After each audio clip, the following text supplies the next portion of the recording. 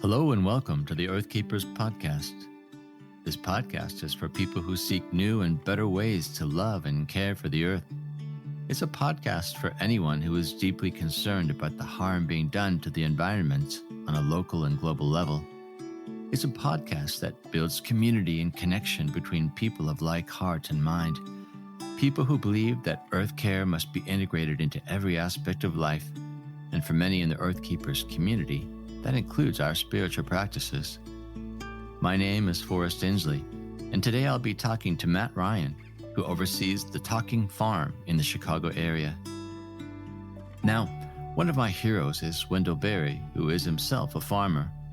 In his musings about a farmer's relationship to the land, he wrote, "Good farmers who take seriously their duties as stewards of creation and of their land's inheritors contribute to the welfare of society in more ways than society usually acknowledges or even knows.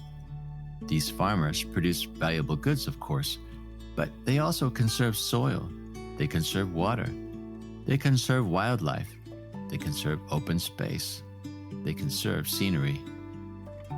Matt Ryan is exactly that kind of farmer. Like Berry, he believes that sustainable, environmentally respectful agriculture depends entirely on a sense of relationship to the land and to the broader community connections around it. You're so close to as you're doing all the farming practices, you're observing, you're watching, you're touching, you're feeling. And it's very intimate. But it's not just relationship. One of the things that's nice about kind of the small business model, it's not just relationship to the earth and sustainability, it's also relationship to other businesses and the community. Welcome, friends, to the Earth Keepers podcast.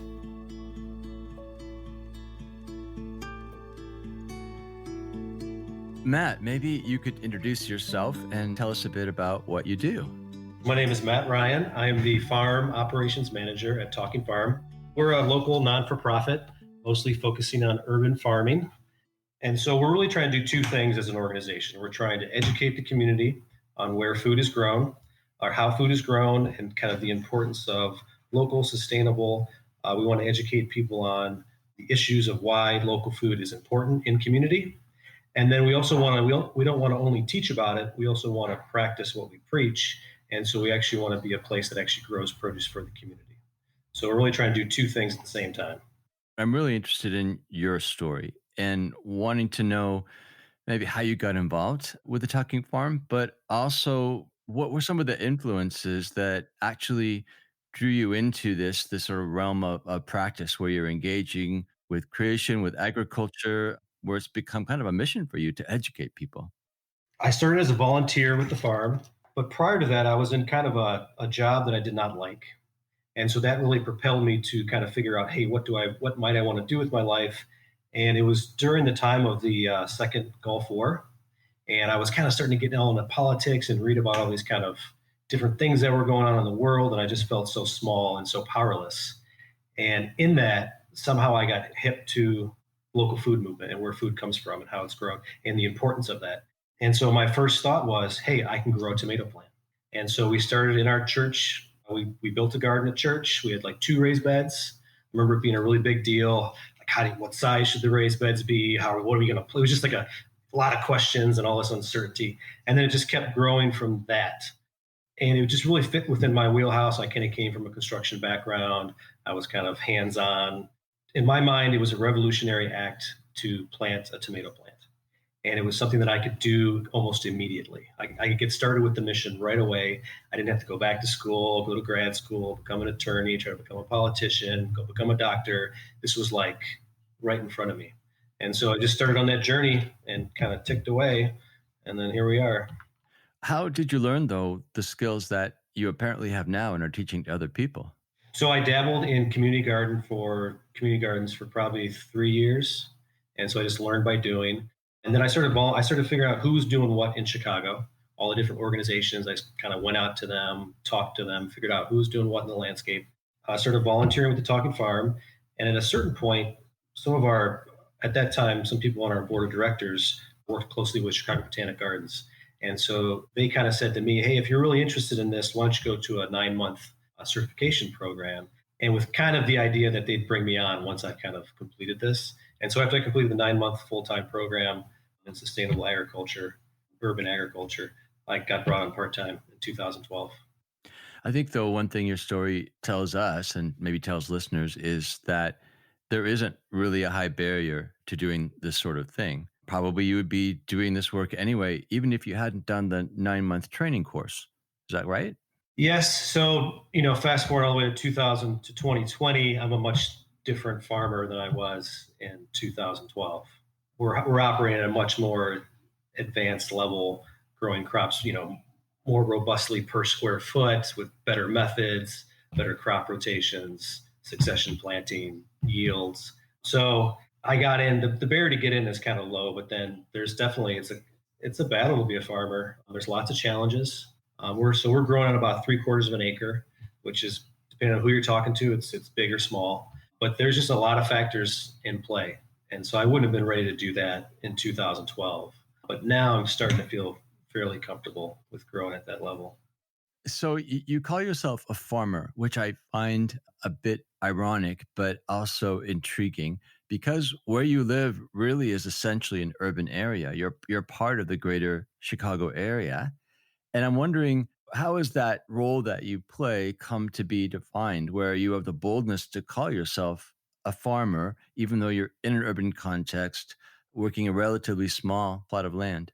Yeah, so there's a big movement in agriculture right now to reduce the sizes of farms. So there's a lot of market gardeners now that are farming on 1 acre, farming on 2 acres. There's guys farming on half an acre making livings.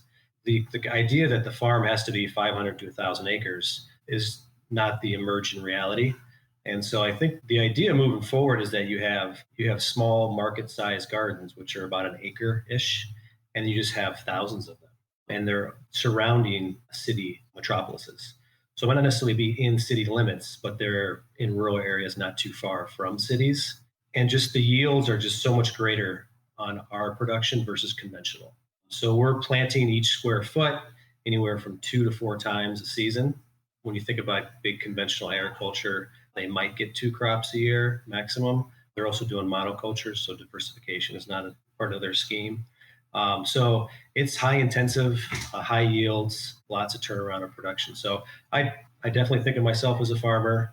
We're working most of the season out in the fields, but there is kind of a misnomer. I mean, I have uncles that farm 1,000 acres. I have a cousin that farms 1,000 acres. When I tell them I'm doing a 3/4 of an acre plot, they can't even register. I mean, their machinery barely even fits on 3/4 of an acre. It's like two pad. But it's a different style of farming. Market gardening is much different than conventional agriculture.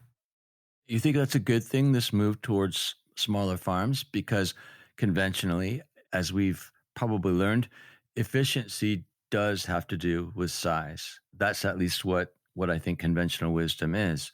So what is it about the move towards smaller farms that actually works? That's a good question. Efficiency is something that we're always thinking about in our context. The idea of having more small businesses with manageable sizes versus, I mean, so now with a lot of conventional agriculture, you need to scale up in order to make a profit. So you have to farm hundreds of acres of corn minimum to even make a profit.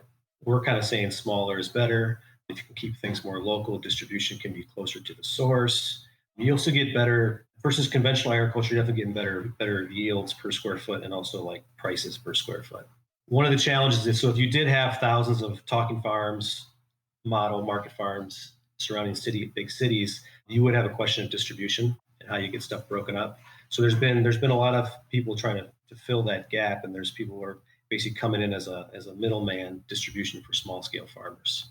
And what they're doing is they connect, just very similar to what middlemen always do, is they connect you to they're connecting the produce to existing channels that they have in place, but they're focusing on market gardeners, market farms. And so I think that's part of the pieces to the puzzle. I'm intrigued by what you said about distribution because if you follow that forward, there really are pretty big implications to the idea of produce being created around the cities close to the source versus shipping in everything from California or Florida or what have you Do you find that that's actually becoming a workable system, almost an alternative to this long distance sourcing that we tend to rely on right now? So there's definitely challenges. We work with two food distributors that are trying to do that model currently. And one of them, the biggest challenge is that food prices haven't risen in like 15 years. And so the American consumer is still used to getting produce for very cheap. And now American consumers now also more aware of organic produce. And so they also want it cheap and they want it to be organic. Obviously, there's multiple layers to it can be organic, it can be local, it can be sustainably grown. There's more factors than only organic.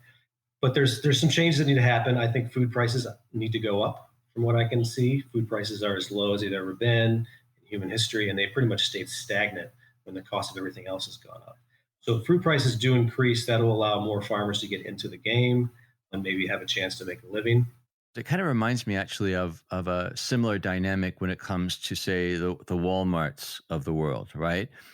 People on the one hand say, "Oh, we want things that are made in America, so they're not shipped from overseas." And yet, people are addicted to cheap products, right? They like lower prices, and so it's a trade-off. And so part of that is the educating the community. So it's not the same. The first thing you have to start with is it's not the same product. So a tomato shipped from Mexico to Chicago is not the same product as my tomato from Evanston to Evanston. Nutritional value is much more better in our products because it's closer to the time when it's been picked and harvested. Quality is better. I mean, currently the food that we eat is mostly grown for shippability. You don't see heirloom tomatoes being shipped all the way from Mexico to Chicago because they wouldn't make the journey, they wouldn't make the trek. It's just a different product, and so consumers need to know that as they think about being health conscious and those kind of concerns, it's important to know you want to eat local because it's going to be better for your health, also better for the environment. If the food is grown sustainably, it's definitely going to be better for the environment, and that's just part of the education process. That's part of all this educating the consumer to think beyond just price. And then we talk about sustainability and climate change. Agriculture is a big component in that, and we want people to recognize that and to kind of put their dollar where their hearts are, put their money where their hearts are.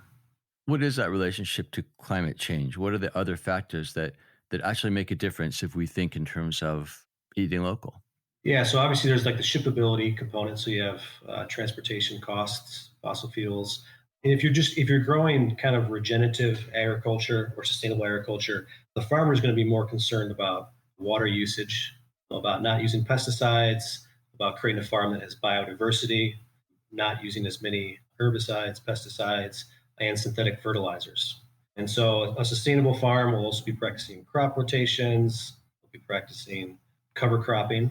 It's a different way to view your relationship with nature. You want to think of it more holistically as opposed to what can the earth just give me. You want to deposit good things back into the earth, and then in return, it'll actually give you better crops and better longevity. So we want as farmers, we want to think beyond just the next 10 years. We want to think about what does the earth look like in 50 years? What does it look like in 100 years?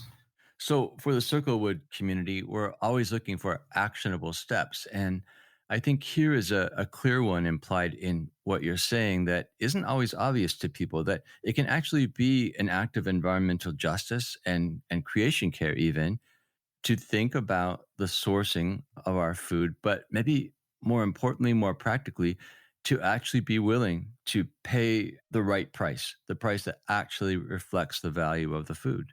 Totally true. And even if you can't do that for every single purchase you make, if you can do that for 10% of your purchases, 15, 20% of your purchases, that really drives change. I almost think it drives change as much as politics does because investors will see that and people will get into the marketplace. Economics helps to make change. And so if people see trends in a certain way, people will get behind it. Like, for instance, the biggest seller of organic produce in the world is Walmart. And it's not, I don't particularly think it's because Walmart has some big stance on the environment, but it's because they realize that that's what the consumer wants.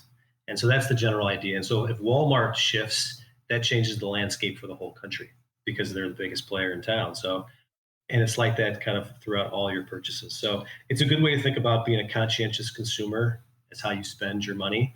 And it is making a difference environmentally and social justice, in social justice ways as well.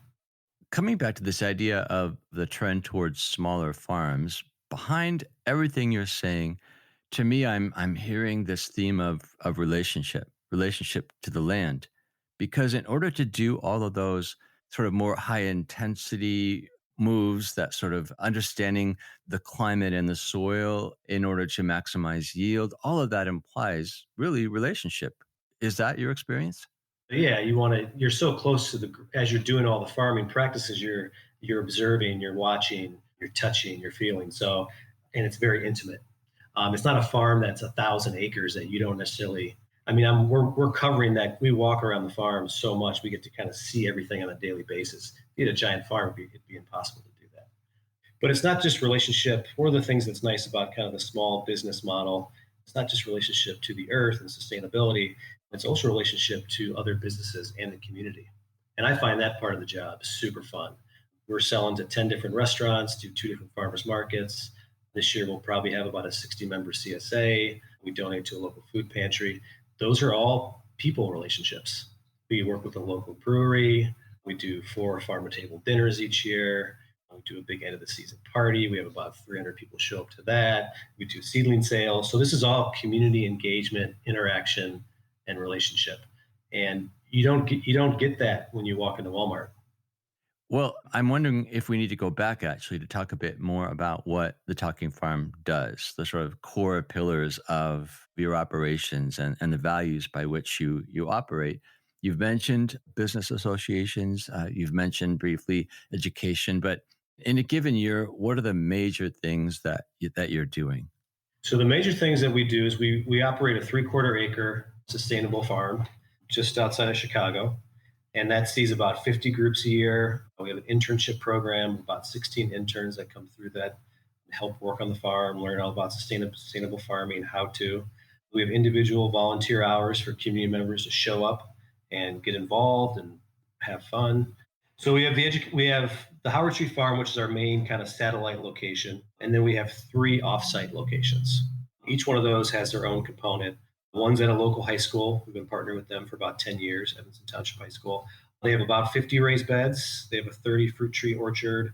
They have a school greenhouse. 2 urban ag classes have spawned off of that.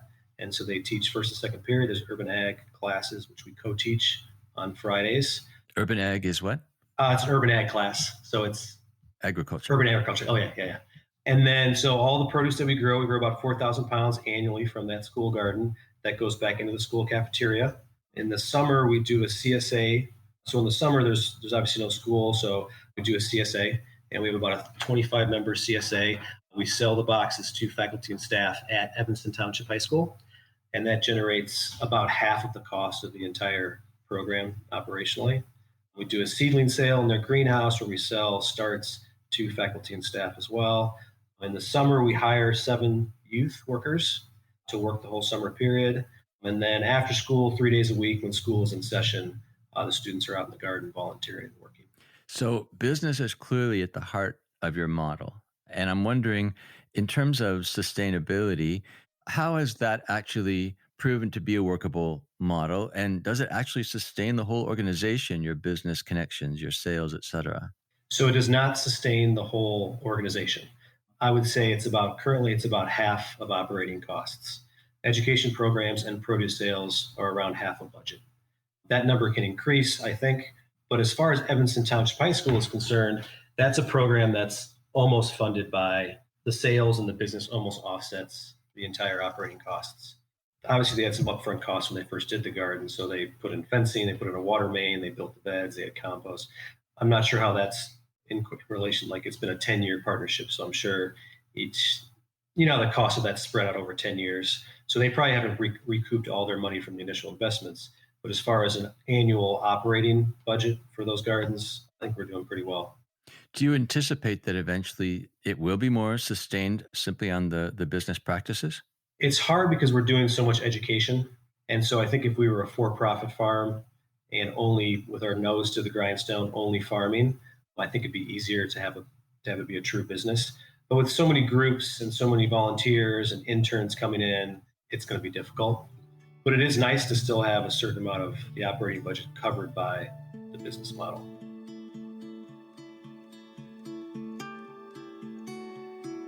When we think about effective earth keeping, we necessarily think in the future tense.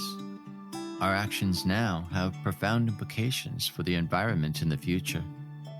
As part of that forward-thinking orientation, it's important that even as we seek to become change agents ourselves, we must also make it our goal to raise up others to be part of the environmental justice revolution.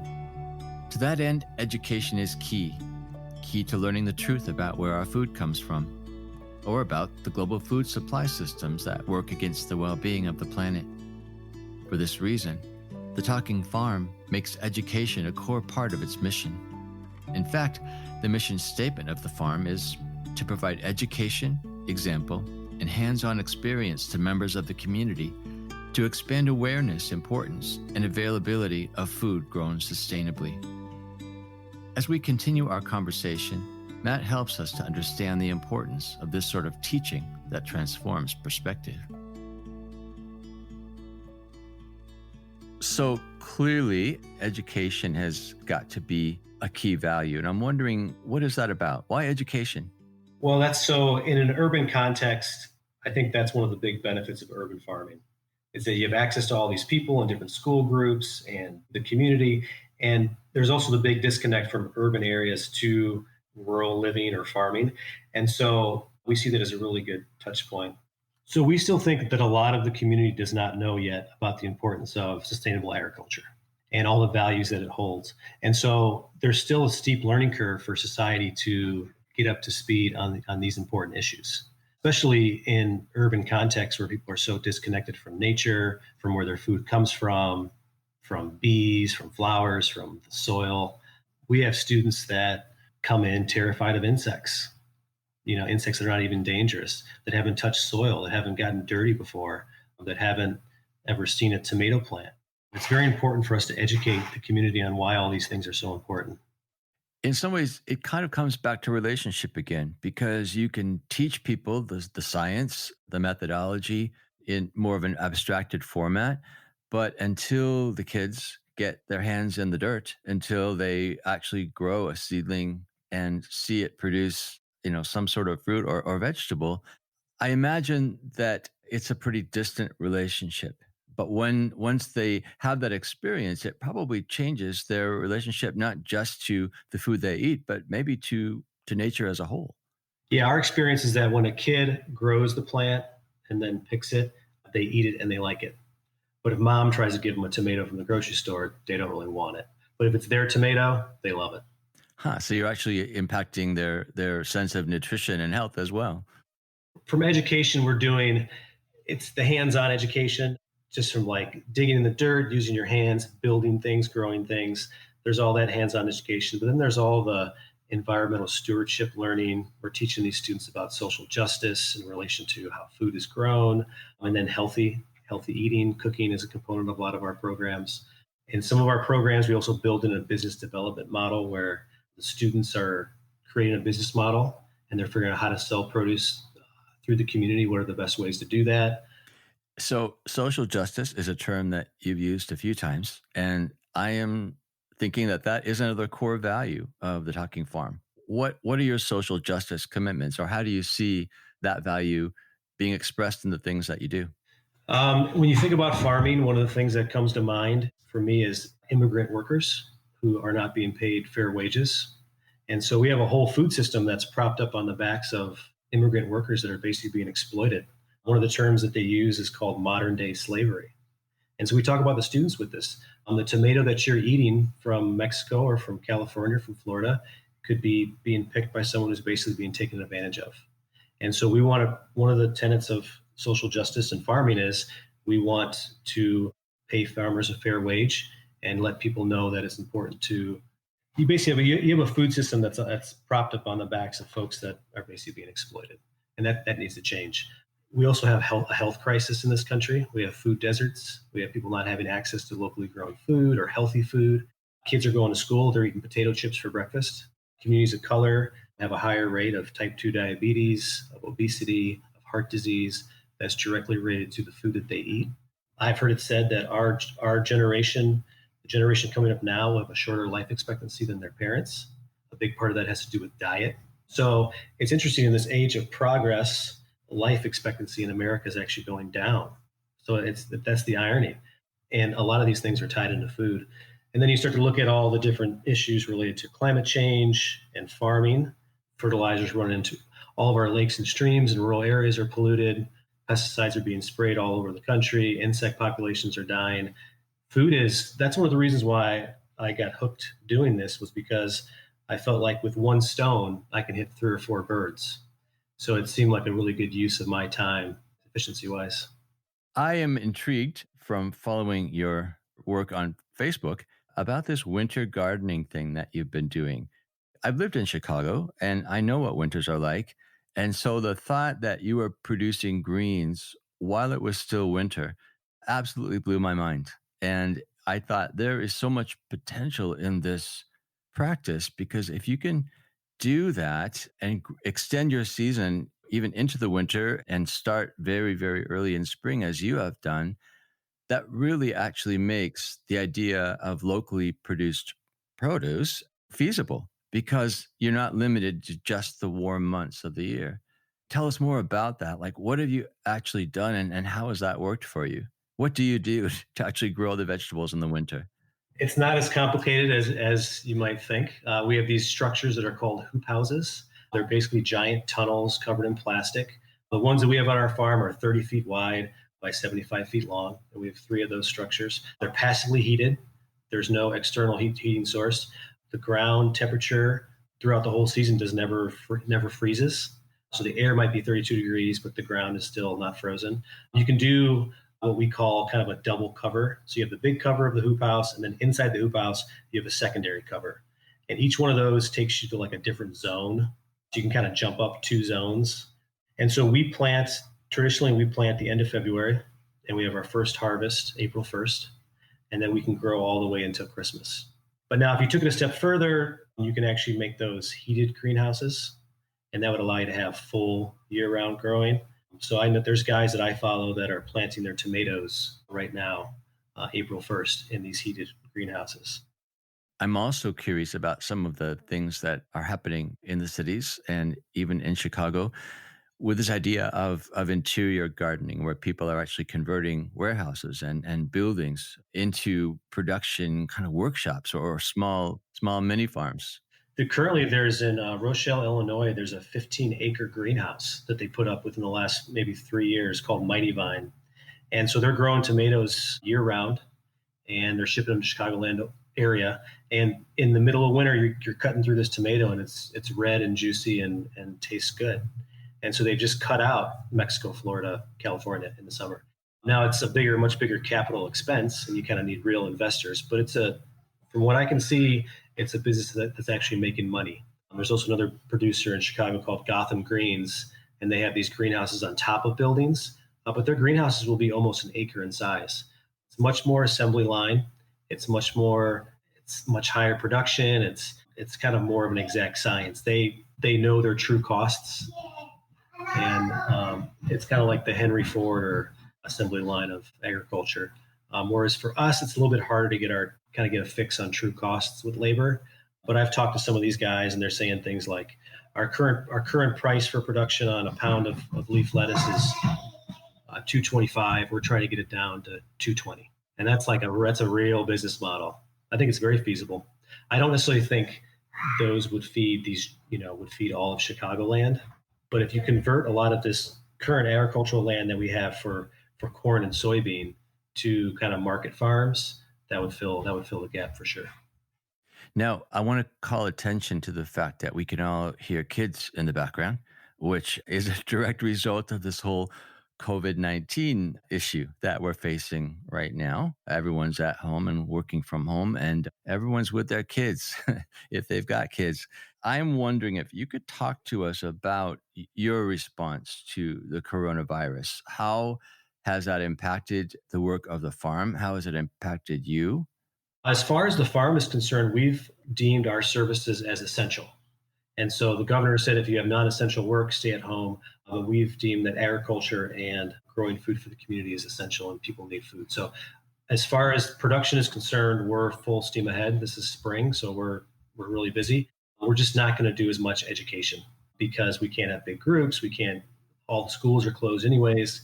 But if we don't, now is the time to plant. If we don't plant now, when summer comes and education resumes, we won't have anything in the fields to grow and teach from. So we're full steam ahead, and we see what we're doing as very important for the community. We're probably going to increase our direct sales to the community and take a step back from restaurants.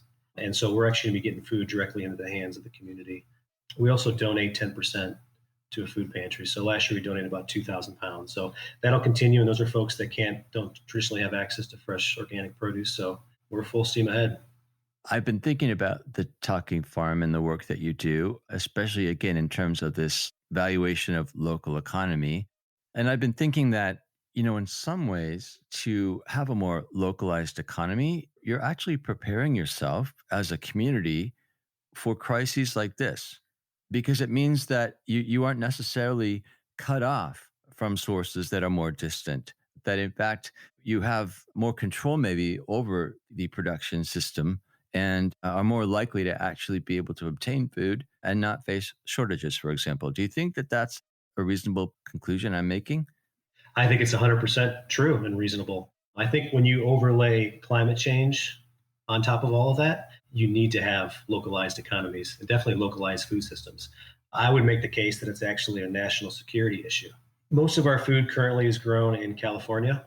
California has been going through a drought for the last decade, long time. We need to put eggs in different baskets and they need to be closer to home. When it comes to everyday folks, obviously, we've talked about how they can pay more attention to local food sources or where their food is sourced from. They can maybe be willing to pay the right prices for food, pay attention to the quality of food as well. But I'm wondering, in terms of actual engagement with farming, with urban farming, with backyard farming, with gardens, do you think that there is possibility in people increasing that kind of activity to combat, say, this virus crisis? It's interesting. So it's springtime, so we're doing a lot of our seed ordering, and I'm calling our normal seed companies. When you call, the first thing they do is they hit you with a recording. And two of the seed companies that we purchase from mostly are saying things like, we're currently under unprecedented seed sales. And so everyone is calling these seed companies almost in panic, and they want to buy seeds and try to grow their own food. The only problem is a lot of the folks that are doing that also don't have any experience growing food. So there's a bit of a learning curve. So I've talked to some of these operators on the phone, and people are asking, there was one lady that was asking them, can I grow blueberries in my living room? And how would I do that? But as far as people growing food in cities for themselves, I think it's very important. During World War II, there was the whole victory garden model. I think if push came to shove, you would see that pop up real quickly in urban areas. I don't think that it will be enough to actually feed our big metropolises anymore, but it's definitely not going to hurt. But I think if you just go just outside of city limits to all the rural areas, there's plenty of farmland that can be used for food production. Then it would just be a question of distribution. Yeah, I actually faced a similar problem. I was trying to order pollinating bees from my yard, solitary bees like mason bees, and they're out of bees, out of bee cocoons. So I don't know what to do. So if you know of a good source, just let me know. I like the reference to Victory Garden because that is about producing food to meet a shortage, but it's also in a way about community. It's about growing produce in a way that has the broader interest of society or at least your community in mind, in the sense that you're producing for yourself, but you're also producing for the general social need. And in some ways, I'm thinking that if in fact people move more into backyard farming, it probably has implications for connectivity between people, say in a given neighborhood. One question that we ask all the folks who come onto this podcast has to do with hope. So, my question for you is, first of all, what's one thing that actually causes you to despair these days? And then, correspondingly, what's one source of hope for you? Some place that you find hope in order to carry on with your work? I would say current despair would be maybe the lack of the US government's commitment to climate change or even potential denial of climate change. I would love to see the government a little more mobilized around the climate change issues. There's the potential for some pretty catastrophic things on the horizon that would affect people. in the years to come. So some forward vision on that and some implementation of action steps by the U.S. government would be much needed. As far as things that are giving me hope, we work with a lot of young people, and a lot of these people are very inspired and motivated to make change. A lot of the high schoolers and college students see some of these problems, and they're taking the steps to make changes. And so they're really going to be the future. We can't tell you how many high school students we've influenced to become environmental science majors or to go work into farming or just to be in kind of the green movement. It's really inspiring to see these young people take hold of these problems and go for it. The folks in the Circlewood community tend to be more action oriented. They actually want to do something and not just learn good ideas. And I think they're often looking for that connection between their faith and the environment. In some ways, historically, that connection has not been something that's been taught very well by the American church, the connection between faith life and relationship to creation or creation care. I'm wondering if you were to give advice to folks like that, what are some of the actionable things that people can actually consider doing as expressions of, say, social justice or even expressions of worship? Yeah, I think we touched on some of this stuff. How you spend your money, becoming a conscientious consumer is a very actionable step. It might not feel very revolutionary or rooted in social justice, but how you spend your money as a consumer in America is super important. And so even if you dedicate a certain amount of your money to purchases that you can feel good about, conscientious about, that's a big start. If for some reason you can't grow the food yourself, you can pay someone fairly to grow it. You can come buy produce from us, per se, if you don't have a backyard. That's part of the reason why we're here. We can grow the food that people can't. The other thing is, from my experience, plant a tomato plant. That's a very revolutionary experience or action rooted in social justice and in action. And so if you have a backyard or if you have pots, start trying to grow as much as your own food as you possibly can, or support a local farmer. I'm wondering also about the faith component. I know that the Talking Farm is not a faith-based organization. What is the connection between your faith and the work that you do? It's definitely a big motivator for me. One of the first commandments we find in the Bible is that in the Garden of Eden, God told Adam and Eve to tend the garden and take care of the land. And so I think that's what we're doing. We're taking care of the planet that God has given us, and we're trying to steward the planet in a way that is sustainable, in a way that kind of honors creation. And then once you wrap into farming all of the social justice implications, the belief is that God is a God who cares about the poor and cares about people. Social justice is near and dear to his heart. And so that's what we're doing. Social justice is the major component of urban farming.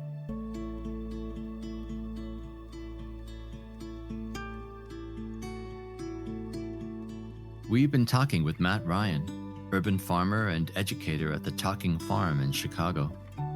If you would like to know more about his work, you'll find helpful links and resources in this episode's notes section.